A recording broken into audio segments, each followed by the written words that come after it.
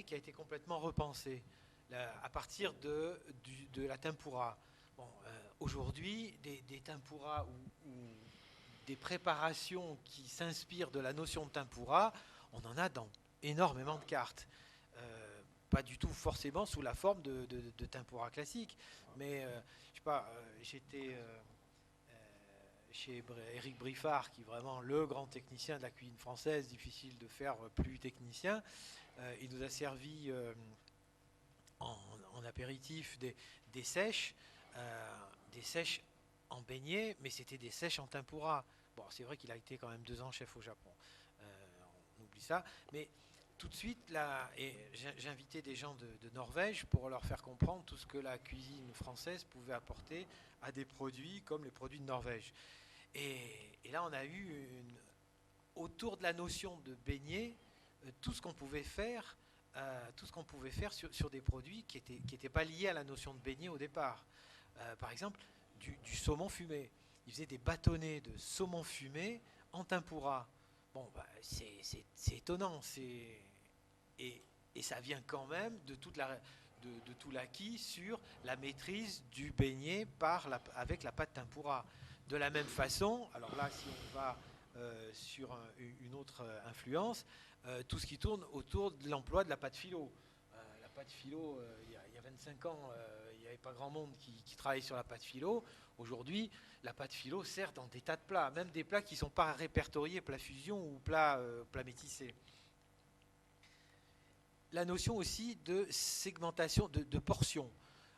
Je trouve que la réussite des tapas, c'est pas essentiellement dû, en tout cas dans le nord de la France, à l'influence espagnole. Autant dans le sud de la France, étant du sud de la France, la notion de tapas, c'était les gens qui allaient souvent en Espagne. Mais quand vous regardez ce que font en tapas les Français aujourd'hui dans tout ce qui est un peu moyen haut de gamme, ça n'a rien à voir avec ce qui se fait en Espagne. Ça a à voir plutôt avec ce qui se fait en Asie, avec des toutes petites portions de plats extrêmement élaborés et avec des types de sauces qui sont des sauces avec influence étrangère. Tu veux intervenir, non? Au niveau des tapas, je pense que ça correspond aussi à une évolution des comportements de nos clients. C'est-à-dire qu'aujourd'hui, c'est très lié le repas, le moment du repas ou le moment où on sort avec des amis, c'est très convivial et donc c'est très lié à l'amitié, à l'échange.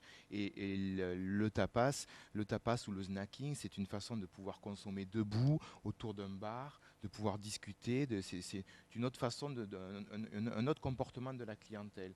Et bon, et c'est vrai que dans les tapas aujourd'hui, la notion tapas a une notion Espagne, mais aujourd'hui la tapas est devenue internationale. Voilà. Moi, j'ai regardé à peu près les sauces qui étaient servies en général avec les tapas. Et on trouve essentiellement des sauces soja ou à partir du soja, des sauces qui sont héritées à partir des sauces pimentées chinoises ou thaï, et des sauces à partir de bases de menthe. Donc, en faisant le calcul, en prenant une soixantaine de cartes où on trouvait donc des tapas, en demandant c'est quoi les sauces qui vont avec. Donc là, on retrouve toutes ces influences. Et dernièrement, enfin dans la liste de ce qu'on peut avoir en tête de l'influence au quotidien de ces cuisines, qu'elles soient moyen-orientales ou asiatiques, c'est aussi l'emploi du curry. En 1972, je me souviens, les types qui employaient le curry, c'était vraiment les 3 restaurants indiens qu'il devait y avoir à Paris. Encore, je ne pense pas qu'il y en avait 3. Alors qu'aujourd'hui, l'emploi du curry est permanent, avec un petit peu de pâte de curry en cuisson sous vide, qui redonne tout de suite du punch, ou bien des currys avant rôti, des pièces rôties. On a un emploi phénoménal du curry. Alors ça s'est développé aussi beaucoup parce que les voyages des Français se sont faits aussi beaucoup à l'île Maurice, et que l'île Maurice a été, à mon avis, un ferment énorme d'évolution du goût des Français sur des cuisines qui sont métissées. Beaucoup plus que la Guadeloupe, à mon avis. Euh, je ne sais pas pourquoi, parce que c'était une étape différente du tourisme, mais tout ce qui a tourné autour de l'île Maurice a eu un impact énorme sur les chefs. Et beaucoup de chefs sont passés par l'île Maurice, et donc ils en reviennent aussi assez marqués. Là, je voudrais revenir sur un élément clé, l'importance des groupes hôteliers mondiaux dans l'évolution de la cuisine française. C'est-à-dire que pratiquement toutes les expériences dont on a parlé, plus celles dont on n'a pas parlé, sont issues d'un travail, soit de chefs indépendants qui ont été demandés pour faire des démonstrations par des groupes hôteliers internationaux, soit par des chefs de groupes hôteliers qui ont été mutés et qui sont revenus. Sofitel et le Méridien qui avaient une politique extrêmement aiguë à une certaine époque sur le plan culinaire. Moi je me souviens tout le temps au début, en 1980, quand on voulait bien manger au Brésil, une cuisine qui était vraiment gastronomique, il fallait aller dans un Méridien, surtout quand on était dans le nord-est. Je suis inquiet de voir aussi que, et puis ensuite ça a été les Sofitel, parce que Sofitel au Brésil est arrivé après. Mais je suis inquiet de voir que tous ces groupes sont maintenant des groupes, à part Sofitel, des groupes américains, et que les cuisiniers français ne vont pas être autant sollicités, risquent de ne pas être autant sollicités, à part les grandes vedettes, pour aller à l'étranger, pour avoir des postes à l'étranger, et donc pour imposer leur style et eux-mêmes pour faire leur style. Mais ça, c'est un élément du futur. Élément du passé.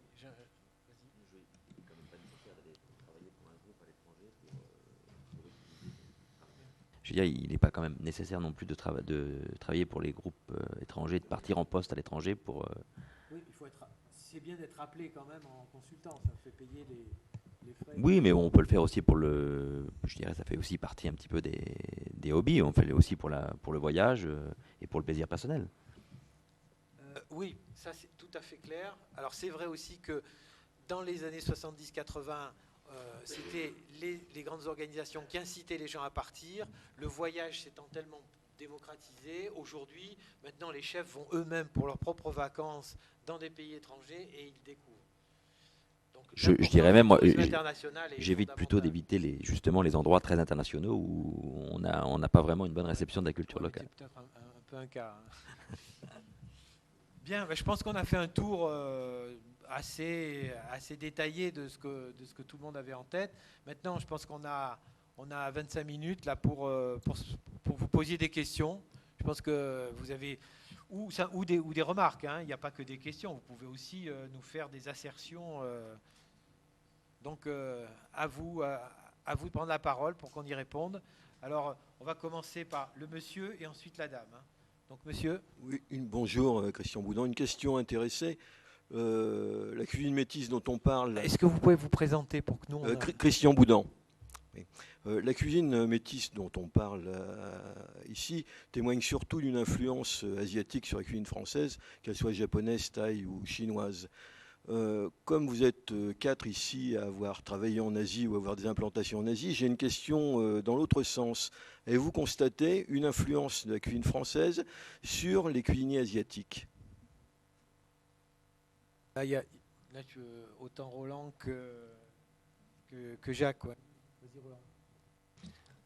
Autrefois, la cuisine française, c'était la cuisine. On avait quand même tendance à tort, mais c'était comme ça, à considérer les autres cuisines comme des sous-cuisines. Donc il y a encore quelques dizaines d'années, il y avait à l'étranger, la cuisine référence, c'était la cuisine française. Donc ça n'a pas disparu, mais ça a évolué, ça s'est modifié. Mais moi j'ai 3 cuisiniers japonais et un chinois dans mon équipe. Ils sont là pour apprendre la cuisine française et vous avez ça partout. Donc ils s'intéressent beaucoup et ils viennent à la source chercher la cuisine. Et au Japon, il y a beaucoup de bons restaurants de très bon niveau de cuisine française qui sont tenus par des Japonais qui ont appris la cuisine française ici. Je voulais parler d'une francisation de la cuisine asiatique. Ouais. Une francisation de la cuisine asiatique. Oui, alors non pas d'une implantation française à l'étranger. D'un métissage dans l'autre sens, si vous voulez. Juste un point, il y a 4000 restaurants au Japon, 4000 restaurants au Japon faisant de la cuisine, entre guillemets, gastronomique, et à source française. C'est très important. Il y a 4000 restaurants avec 4000 chefs qui ont appris leur métier en France et qui font de la cuisine transformée, c'est-à-dire... mais ça ne répond pas à votre question. Non, pas du tout. Est-ce qu'il y a des plats asiatiques transformés?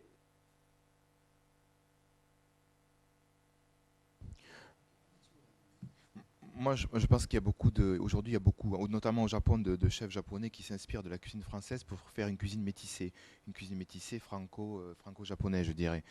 On retrouve ça de plus en plus au Japon.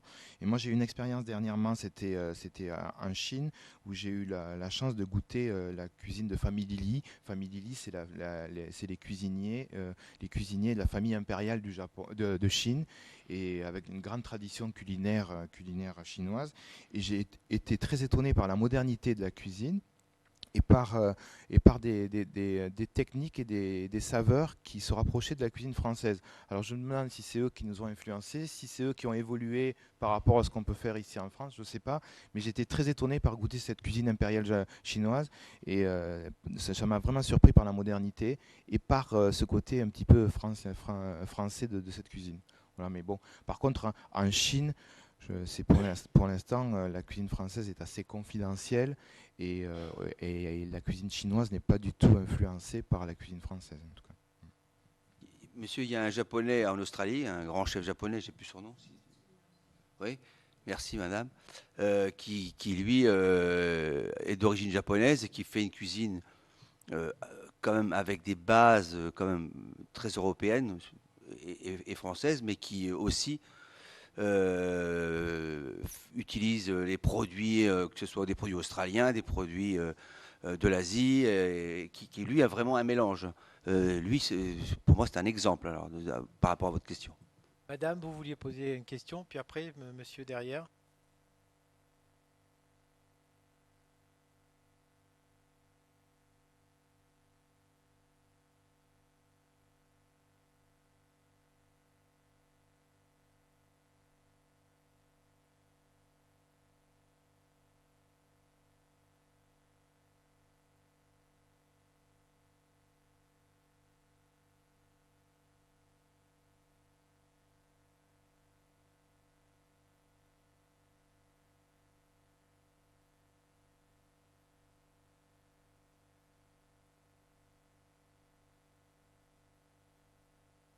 C'est-à-dire, vous pouvez préciser, parce que... Est-ce que ça a un lien avec le sujet ou c'est... Oui. Oui.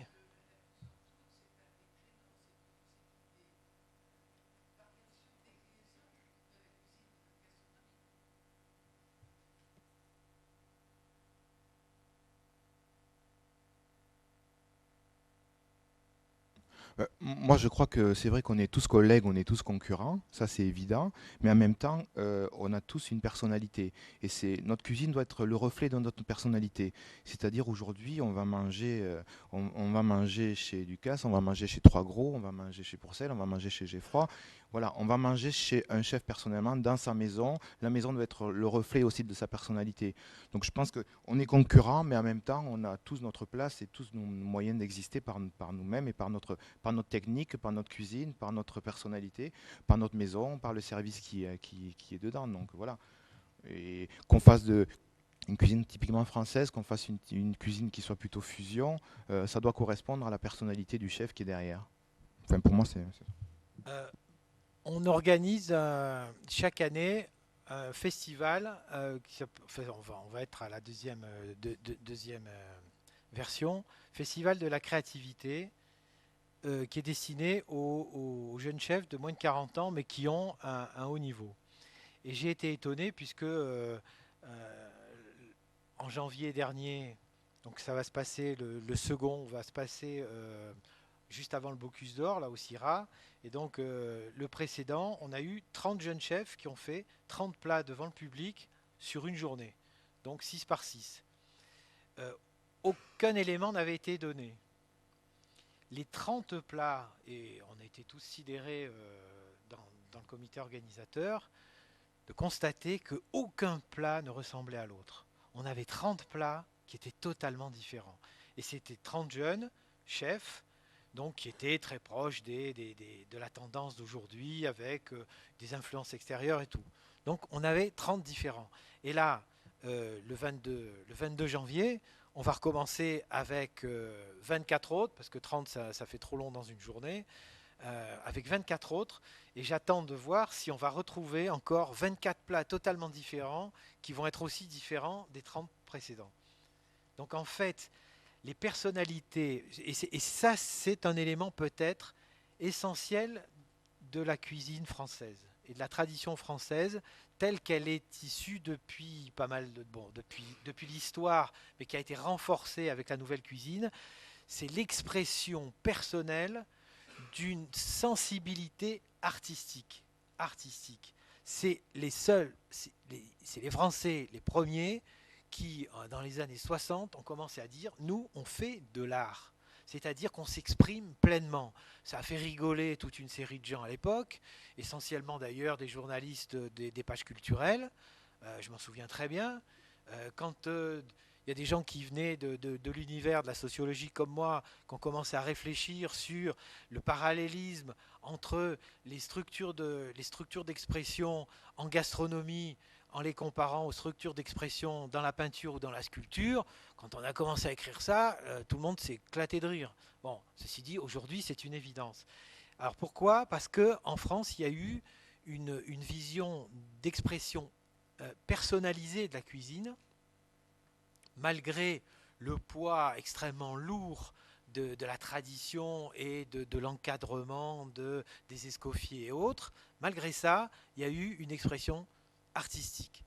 Et c'est ça qui, dans tout ce travail de modernisation et de fusion food, permet de garder une différenciation très forte d'un chef à l'autre, ce qui n'est pas le cas dans toute une série d'autres pays où on retrouve cette fusion food qui a tendance à agglomérer des tas de chefs et on se retrouve avec un peu la même chose un peu partout. En revanche, quand on n'a pas des chefs qui ont une forte personnalité, on tombe sur tout ce qui est restaurant, branché de nuit et autres, où là, alors là, c'est une espèce de déclinaison permanente des mêmes principes. Une autre question ?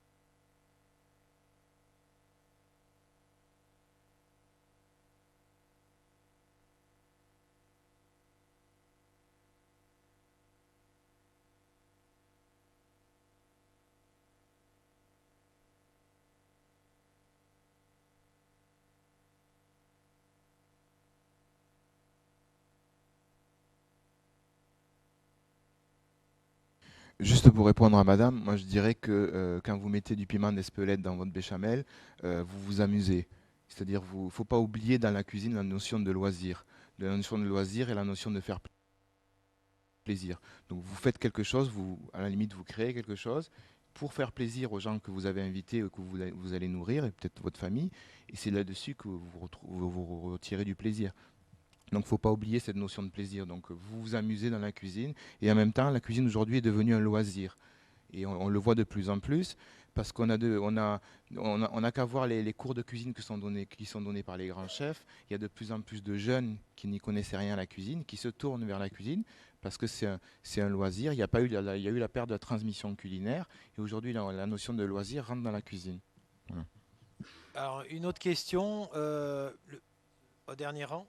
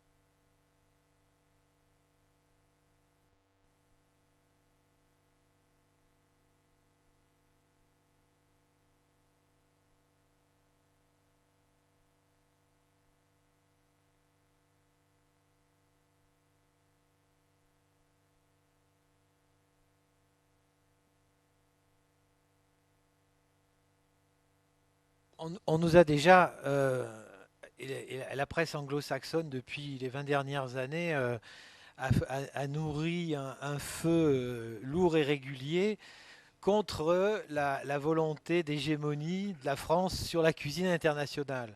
Donc comme on est un pays en plein déclin, on a une espèce de mauvaise conscience de notre exception.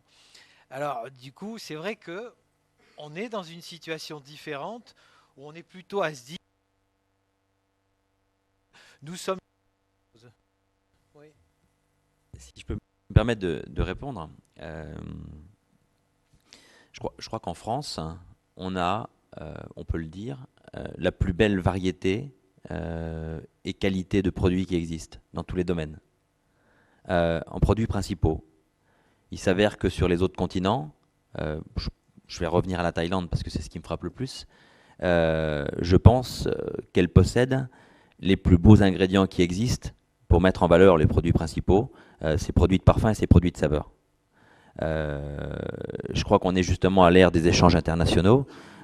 Madame disait une chose tout à fait intéressante qui répond un petit peu en même temps, c'est que on a commencé par une fusion, on va reprendre le mot fusion même s'il est un peu embêtant, une fusion de régions, c'est-à-dire que ça a été des échanges interrégions à l'intérieur d'un même pays, la France.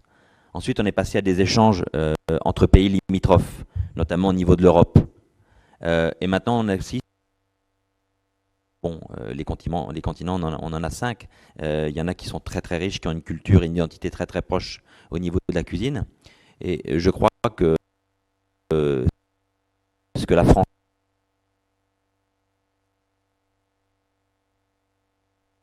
de produits principaux.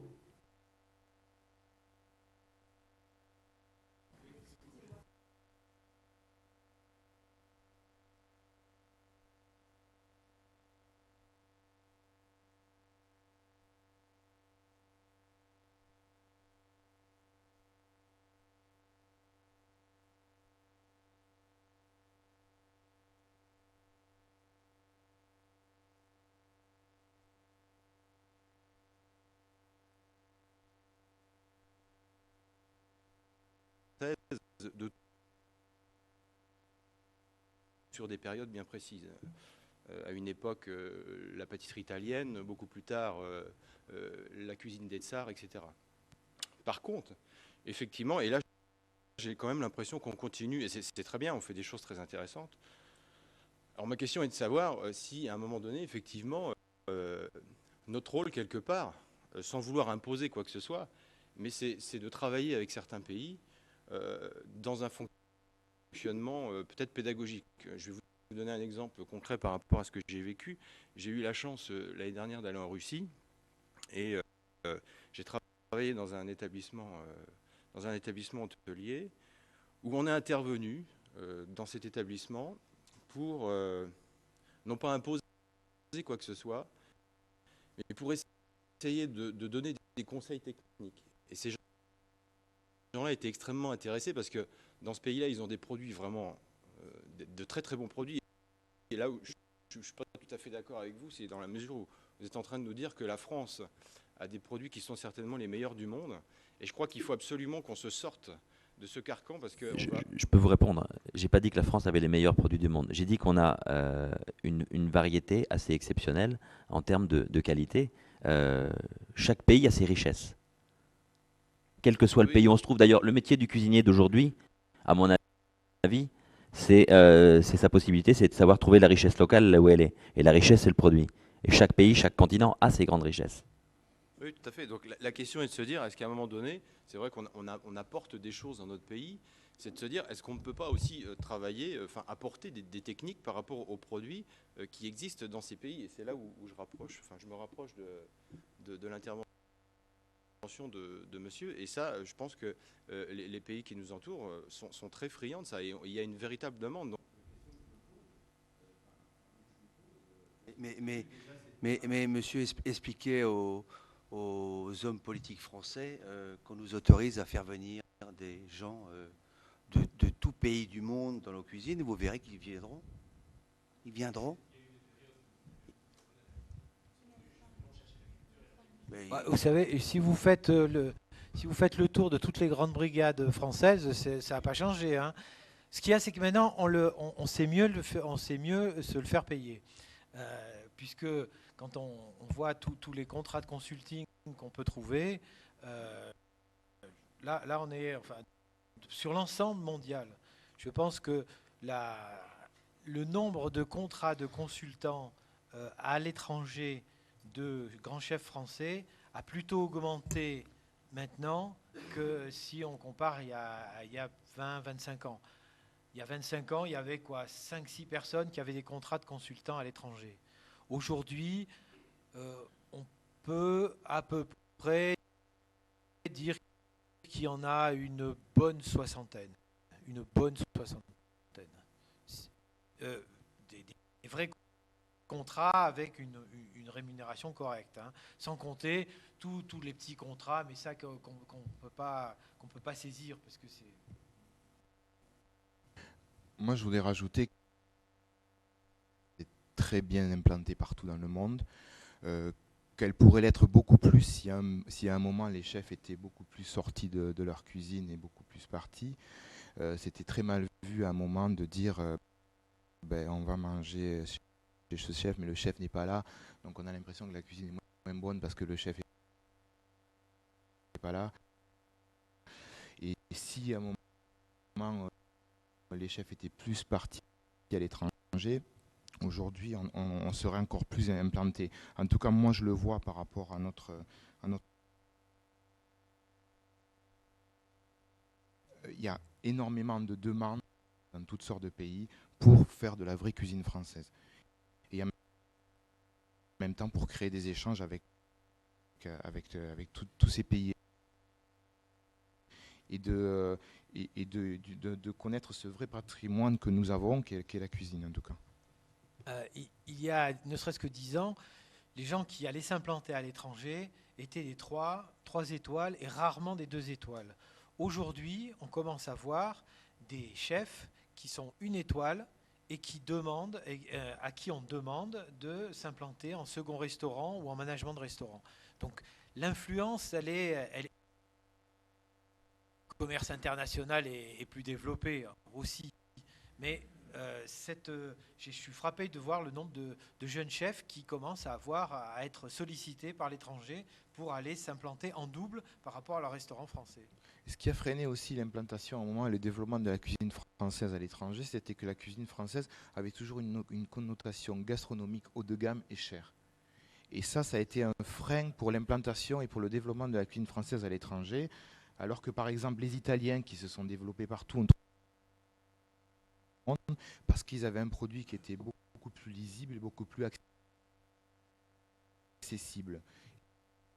Et nous, on a voulu la jouer, les chefs français, peut-être.